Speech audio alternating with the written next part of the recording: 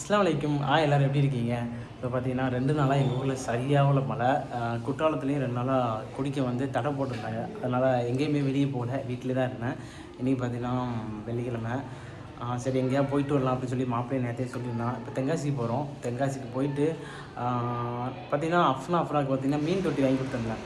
அதில் உள்ள மோட்ரு வந்து ஒரு வாரம் கூட ஆகலை, அது கூட ரிப்பேர் ஆகிடுச்சு. 3000 சம்திங் வாங்கினோம் மொத்தம் எல்லாமே. ஸோ அதை பார்த்திங்கன்னா அவங்க கொண்டு வாங்க, நான் மாற்றி தரேன் அப்படின்னு சொல்லிட்டாங்க. இப்போ போயிட்டு அதையும் மாற்றிட்டு இப்போ மாப்பிள்ளை கூட. ஸோ அதுக்கப்புறம் பார்த்திங்கன்னா ஒரு பிளான் இருக்குது, அங்கே போயிட்டு குற்றாலம் இல்லை ஐந்தருவி போகலான்னு. மழை பெஞ்சிக்கிட்டு தான் இருக்குது இன்றைக்கி ஃபுல்லாகவே மழை. ஆனால் குளிக்க விடுதாங்களான்னு தெரில. குளிக்க விட்டால் குளிக்கணும், அப்படி இல்லைனா அப்படியே பார்த்திங்கன்னா நேராக கிளம்பி போயிடணும். இப்போ மாப்பிள்ளையை விட்டு பார்த்திங்கன்னா வண்டியை ஸ்டார்ட் பண்ண சொல்லியிருக்கேன். வண்டி ஃபஸ்ட்டு எடுக்கவே இல்லை இன்னைக்கு காலைல இருந்து. அதனால் கொஞ்ச நேரம் ஸ்டார்ட் பண்ணி விட்டுட்டு இன்ஜினை அதுக்கப்புறம் எடுத்துகிட்டு போயில பார்த்திங்கன்னா கொஞ்சம் ஸ்மூத்தாக இருக்கும். மணி பார்த்திங்கன்னா கரெக்டாக இப்போ ஒரு 2:30 ஆகுது. அப்படி குளிக்க விட்டாலும் 6 மணிக்குள்ளே குளிக்க விடுவாங்கன்னு நினைக்கிறேன், தெரியல. சரி வாங்க நேராக போய் பார்க்கலாம். அம்மா விட்டு பார்த்திங்கன்னா வண்டியை ஸ்டார்ட் பண்ண சொல்லிட்டேன்.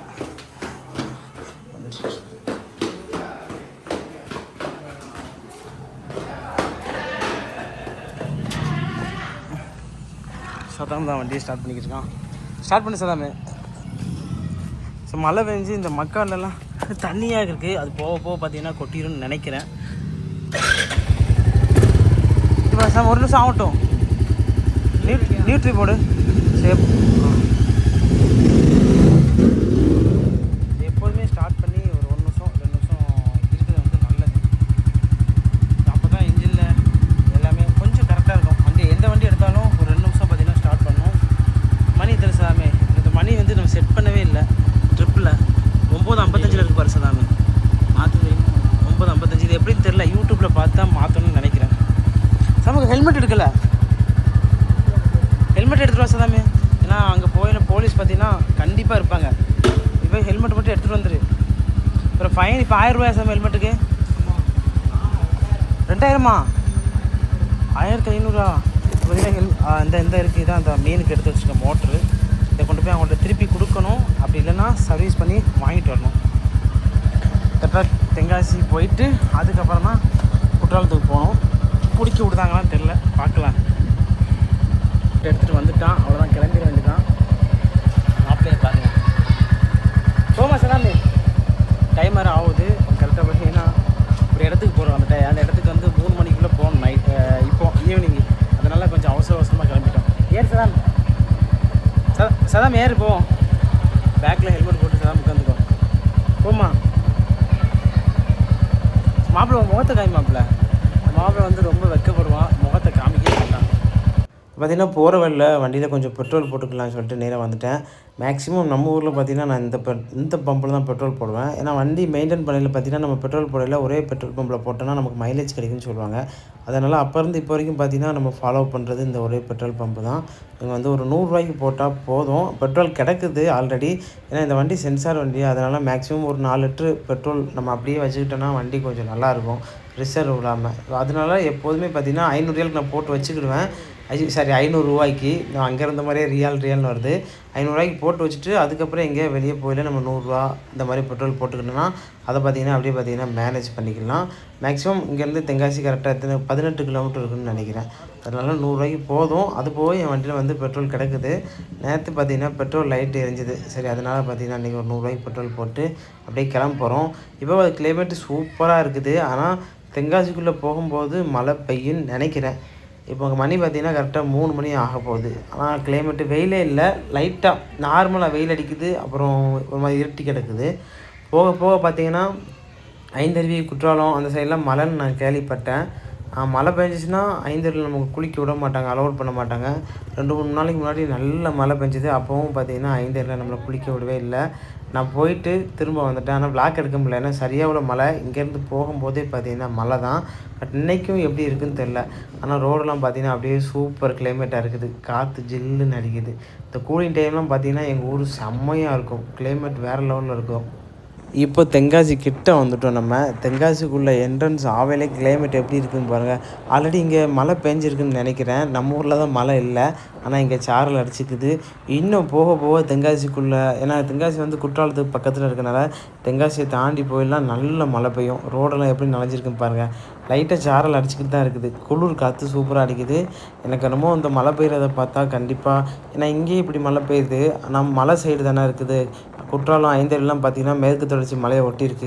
அதனால் மலையில் வந்து எப்போதும் நல்ல மழை பெய்யும். அப்படிங்கிற பார்த்திங்கன்னா வெள்ளம் வந்துடும், சீக்கிரமாகவே வெள்ளம் வந்துடும். லைட்டாக ஒரு மழை பெஞ்சாலே குற்றாலத்தில் தண்ணி வந்துடும். அதனால் நம்ம பார்த்துட்டு தான் குளிக்கணும். இப்போ நம்ம எங்கே போய்க்கிருக்கோம்னா, ஃபஸ்ட்டு பார்த்திங்கன்னா மூவிக்கு தான் போகிறோம், படத்துக்கு போகிறோம். இன்றைக்கி பார்த்திங்கன்னா எனக்கு பிடிச்ச ஒரு படம் ரிலீஸ் ஆகுது. இன்றைக்கி நிறைய படம் ரிலீஸ் ஆகுது. பட் ஒரு படத்துக்கு போகணுன்னு ரொம்ப நாள் நினச்சிட்டே இருந்தேன். ஸோ நேற்றே டிக்கெட் ஓப்பன் பண்ணிட்டாங்க ஆன்லைனில் டிக்கெட் வந்து புக் பண்ணியாச்சு.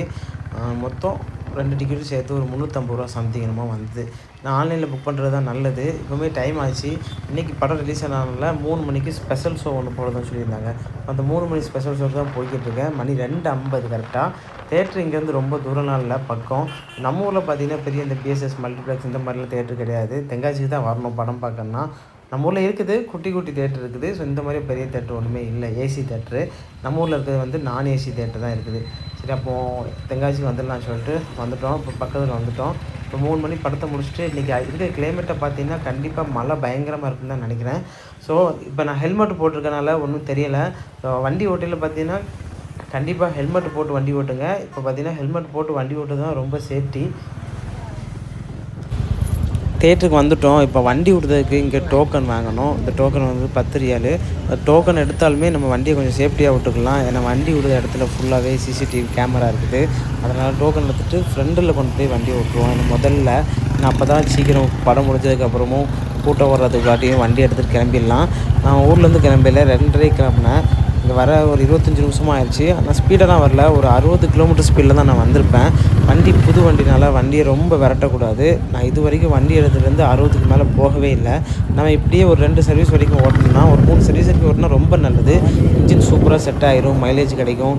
புது வண்டி நம்ம விரட்டும் போது பார்த்திங்கன்னா நிறைய ப்ராப்ளம் வரும். படம் போட்டாங்களான்னு தெரில.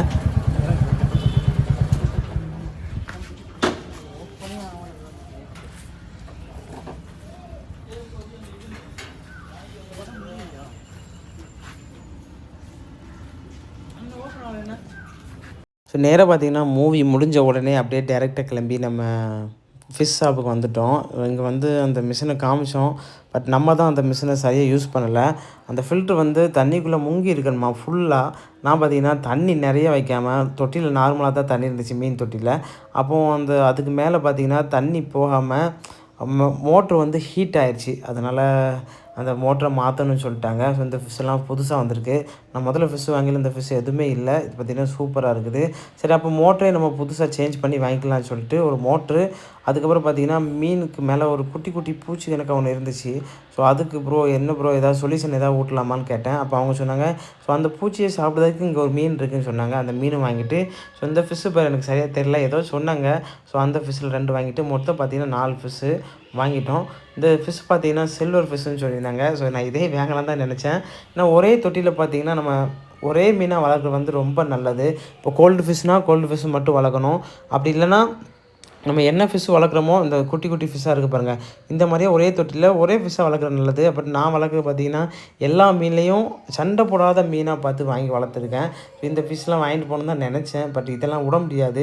ஏன்னா கோல்டு ஃபிஷ்ஷு கூட பார்த்திங்கன்னா அதே மாதிரியே கோல்டு ஃபிஷ்ஷு, பிளாக் ஃபிஷ்ஷு இந்த மாதிரி தான் போட்டிருக்கேன். இது பார்த்திங்கன்னா கொஞ்சம் சண்டை போடாமல் இருக்கும். இங்கே பார்த்திங்கன்னா ஒரு தூங்குத மீன், எனக்காக ஒரு மீன் பார்த்தேன்.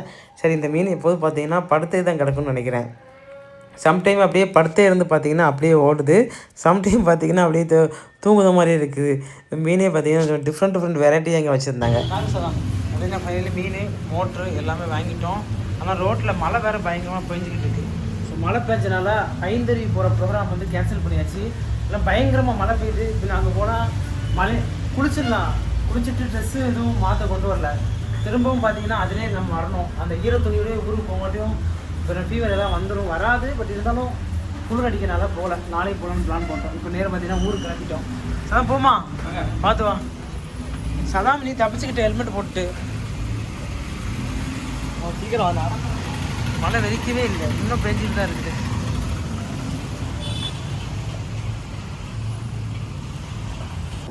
ஸோ ஃபைனலி பார்த்தீங்கன்னா நம்ம ஊர் கலைஞருக்கு ரீச் ஆகிட்டோம், வந்துவிட்டோம். மணி கரெக்டாக 9:30 ஆக போகுது. ஸோ குற்றாலத்துக்கும் 5:30க்கும் போகலை.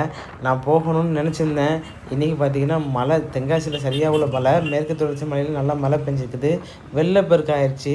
குற்றாலத்துலேயும் சரியாக உள்ள வெள்ளம், அது மாதிரியே 5:30லேயும் வெள்ளம். 2 நாளைக்கு முன்னாடியே நார்மல் மழை பெஞ்சப்போவே குளிக்க தடைன்னு சொல்லிட்டாங்க. நான் இப்போ போயிருந்தாலும் வெள்ளம் அந்தளவு வந்திருக்குது. இப்போ நியூஸில் ஃபுல்லாகவே பார்த்தீங்கன்னா குற்றாலம் நியூஸ் தான். ஏன்னா வெள்ளம் பயங்கரமாக வந்திருக்கு அப்படின்னு சொல்லி. ஆனால் தென்காசிக்குள்ளே வந்து நான் மூவி பார்த்துட்டு வரையிலே சரியாக உள்ள மழை ஆயிடுச்சு. நான் ஹெல்மெட் கொஞ்சம் போட்டு கொண்டு வந்திருந்தனால தப்பிச்சிட்டேன். ஏன்னா மழையில் நனையாமல் அந்த ஹெல்மெட்டை வச்சு அட்ஜஸ்ட் பண்ணி இப்போ ஊர் வரைக்கும் வந்துட்டேன். ஆனால் சதாமம் போகையில் பின்னாடி உட்காந்துருந்தா மழை இல்லை. நான் எப்போவும் பின்னாடி உட்காந்து நனைஞ்சிக்கிட்டே வரேன். நார்மல் தான், நான் வேகமாக வந்துட்டேன். கொஞ்சம் சீக்கிரம் வந்திருக்கலாம். மழை பெஞ்சனால ஒரு ஓரமாக நின்று வந்தோம். வரையிலே 3 டீ குடிச்சிட்டோம். ஏன்னா அந்தளவு மழை. கிளைமேட்டு பார்த்திங்கன்னா பயங்கரமாக ஜில்லுன்னு இருக்குது. தென்காசியில் சரியாக உள்ள மழை. நம்ம ஊர் கடையனூரில் மழை பெஞ்சிருக்கான்னு தெரியல. ஆனால் ரோடெல்லாம் நனைஞ்சிருக்கு. நல்ல மழை பெஞ்சிருக்கு தான் நினைக்கிறேன். வீட்டில் போயிட்டு தான் கேட்கணும். ஸோ வரையே முடியல, நின்று வந்தனால இவ்வளோ டைம் ஆயிடுச்சு. மூவி பார்த்திங்கன்னா 6 மணிக்கெலாம் முடிஞ்சிருச்சு. அதுக்கப்புறம் ஃபிஷ்ஷு ஷாப்புக்கு போயிட்டு ஒரு 1/2 மணி நேரம் ஸோ அவங்கள்ட்ட பேசிவிட்டு என்ன மீன் வாங்கலாம், ஸோ அவங்கள்ட்ட ஃபுல்லாகவே இது பண்ணிவிட்டு அப்புறம் மீனை வாங்கிட்டு வெளியே வரோம். சரியாக உள்ள மழை. அதுக்கப்புறம் பார்த்திங்கன்னா ஐடியில் வந்துட்டு ஐடி முக்கில் போயிட்டு அங்கே ஒரு டீ குடித்தோம். அங்கே டீ குடிச்சிட்டு அதுக்கப்புறம் பார்த்திங்கன்னா மறுபடியும் வார வழியில் ஒரு டீ குடிச்சிட்டு ஒரு வழியாக பார்த்திங்கன்னா இப்போ ஊருக்கு வந்து ரீச் ஆகிட்டோம். வந்துவிட்டோம். மணி கரெக்டாக 8:30. ஸோ எல்லாத்தையும் மாற்றிட்டு வீட்டுக்கு வந்துட்டு சரியாக மழை நல்லா நடந்துட்டேன். அப்படின்னா பாருங்க, அப்படின்னா விட்டுட்டு இப்போ வந்தனால எப்போதுமே அப்படி தான் எனக்காண்டி வெயிட் பண்ணிக்கிட்டு இருப்பேன். அப்படின்னாவும் அப்புறம் 2 வாரமே வெயிட் பண்ணிக்கிறேன். சரி பார்த்தீங்கன்னா தூங்குறதுக்கு ரெடி ஆகிட்டாங்க. அப்படின்னாவும் அப்புறம் மெயின் எடுத்தியா மீன் என்ன பையன் ஸ்பைடர் மிஸ் நீ கேட்டல அப்புறா அப்படின்னா உனக்கு தான் ஸ்பைடர் மிஸ் பத்திரமா எடுத்து வை. எடுத்துட்டியா? இந்த மிஷினே எடுத்துகிட்டு வந்துட்டோம். ஸோ அவ்வளோதான். இப்போ அந்த மீனை வந்து பிடிச்சி உள்ளே விடணும். ஏற்கனவே பார்த்தீங்கன்னா மிஷின் ரிப்பேர் ஆனதால 2-3 மீன் செஞ்சு அப்போ டெம்பரவரியாக இது வாங்கியாச்சு. இது வந்து ஃபில்ட்ரு இல்லை, ஆனால் இது ஆக்சிஜன் மட்டும் வரும். அதனால் இப்போ மாற்றியாச்சு. என்ன அப்படின்னா சண்டை போடாது மாற்றணும். இது சண்டை போடாத ஸ்பைடர் மீன். இந்த பைக்கை யார் எடுத்தா? அத்தா பைக்கை ஏன் எடுத்தா? அப்படின்னா விளையாடையா? பிளான் முடிச்சிங்களா? சரி இப்போ மீனை உள்ளே விட்டுருமா? அவ்வளோதான். இப்போ பார்த்தீங்கன்னா மீன் எடுத்து உள்ளே விளையாண்டா ட்ரெஸ்ஸு ஃபுல்லாக பார்த்தீங்கன்னா நனைஞ்சிருச்சு.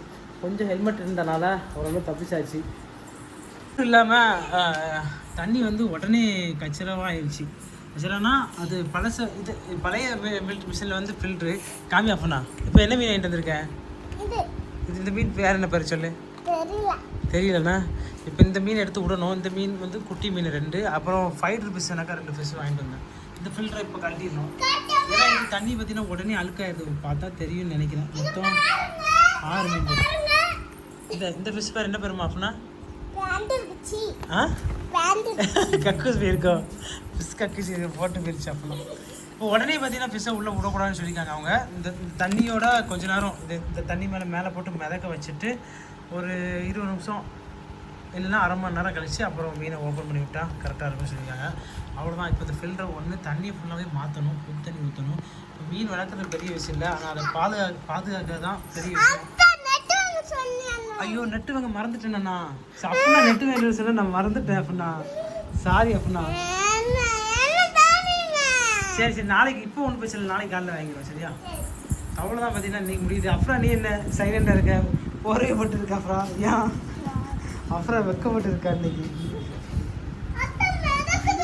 மீன் மிதக்கத்தானே செய்யும்.